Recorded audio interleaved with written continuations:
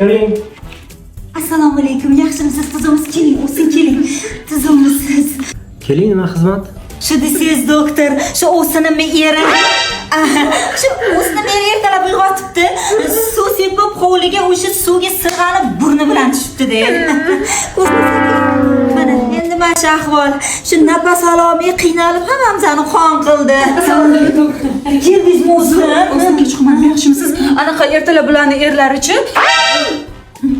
Tomga somonga chiqqan ekanlar. Somonni tashiyman deb o'zlarini tashab yuboribdilar. Shunaqa bo'lib qoldi. Voy xudo. Xullas doktor, shu o'sinimni nafas yo'llari siqilib, qiynab yotibdi.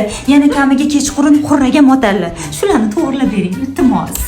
Bo'ldi, albatta yordam beramiz. Agar formasini to'g'rilab, chiroyli qilaman desangiz, u pullik hisoblanadi. Agar shu nafas yo'llarini ochib, nafas olishni yaxshilayman desangiz, u mutlaqo tekin.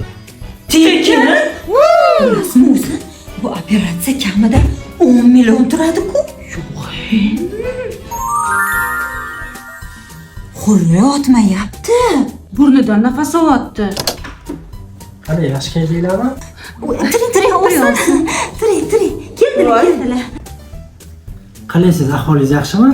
Doktor, judayam yaxshi. Nafas yo'llarim ochilib ketdi. Boshim ham og'rimayapti. Xurragam o'tmayapman. Dunyoni boshqa hid bilan hidlayapman, doktor. O'zim, sezdingizmi? Burni formasi ham o'zgarib chiroyli bo'lib qolibdi. Sizdan ham chiroyli bo'lib ketdi. Yo'q, unchalik emas-ku. May qarang. Ichini operatsiya qilish tekin bo'lganda bir kalta gap yemaymizmi? Mayli-ku, lekin erlarimiz mo'ljali burunga olalarmiki?